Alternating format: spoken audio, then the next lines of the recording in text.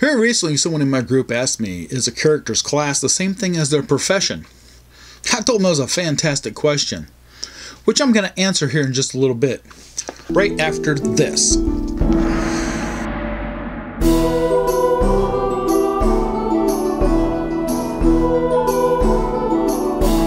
When you hit that subscribe button and smack that bell, you'll get all my updates when they come out. And don't forget to leave a productive comment below.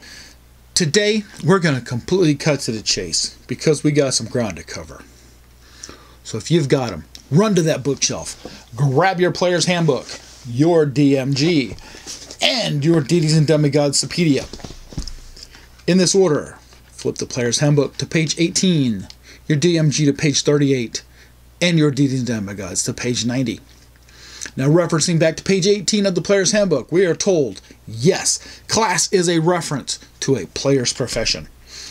And it's also completely up to you, the player, on how you interact with others of your same class, those in your party, and those in the towns and villages that you visit. Now, for clerics. Are you a supportive cleric who can be both offense and defense at the same time through the spells and your deity's teachings? We're going to refer back to page 14 for a moment. It gives you a table that has a listing of all the classes and races. Now we see that dwarves, elves, and gnomes have apprentices around their maximum class level for clerics. This indicates that yes, they can be clerics, but only as an NPC. Now, half-elves top out at level 5. Halflings are completely unable to be a cleric. Half-orcs top out at 4. Now, humans are totally unlimited on the level that they can attain, because humans are the most favored to be a cleric. Now, they have a wide range of deities that they can choose from, where others, like half-elves, because they're brought up mostly by their elven parentage, are limited on their deity of choice. If you go to page 91 through 93 of the Deities and Demigods, you'll see a list of all the elven gods.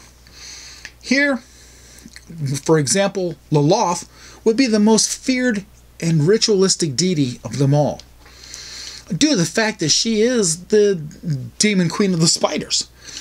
And she's also the drow deity who lives in the abyss. She's chaotic evil. Her worshippers also align chaotic evil because of this. She has all powerful. Most of her stats are level 21 plus. Good for the drow, but terrible for anybody else. A half-orc. Now mostly raised by their orcish parentage, would align with probably Groomish, who's on page 97. Now he's the male deity, lawful evil. Her worshippers also line up lawful evil. He resides in the 9 planes of hell and commands an army of orcish spirits. Now if you choose to be a shaman, you have to take and pluck your left eye out. And you're also required to spill massive amounts of blood in his honor. He prefers elven blood, because there's a constant war going on between the orcs and the elves. Like I said a little bit ago, humans have a wide range of deities they can align with. Now, I will be covering some of these deities later on in another series. On page 19 of the Player's Handbook, we have character table number 1. Here you see a cleric's hit die is a D8. The maximum hit die they can have is 9. They have the ability to cast spells, and if they're humans, totally no limit. In my campaigns, I limit my clerics to cloth armor only, until they reach 3rd level. At this point, their order, or their church, presents them with a helm, chainmail, and a shield for better armament. I feel that it's a great idea to make a big deal about this, because that way the cleric knows that they have acquired and completed the first trial of their order. Below that, we have character table number 2. Now, clerics have a choice of armor, and they can use shields, but they are restricted to blunt force weapons, such as a club, a flail, a hammer, a mace, and a staff. They cannot use pointed or edged weapons. Now, they can use oil for an anointment or as a flat-out weapon, but they're totally unable to use poisons, unless, of course, they are evil alignment. Now, I'm going to cover alignment coming up here Wednesday. As I mentioned in my video, Understanding Abilities, wisdom is where a cleric draws their divinity from. Depending on your wisdom, you can gain a +10 bonus to your experience for completed missions, but you have to answer directly to your church. Besides a high wisdom, it's also important to have a high strength, dexterity, and constitution. Strictly because clerics have a strong bond with their deity and they're basically knights of their order. They must live an impoverished lifestyle. Of these races that may be clerics, humans are the only ones that might decide not to multi or dual class, simply because humans can reach the potential of becoming leaders of their order. And in comparison, clerics have just as good a chance going into battle as a fighter does. Starting out at level 0, you're basically a fighter of your order. You can kill somebody and draw blood on a bridge bombarding a castle. A good example would be the Knights Templar, who were sent into battle for their cause during the Crusades. A cleric's main duty is to tend to the ill and wounded, unless you're evil, of course. Then you're out there inflicting illness and causing wounds upon your enemies. Every cleric knows that it's not really a smart idea to sever your bonds or go against the orders of your deity, or you will suffer their wrath.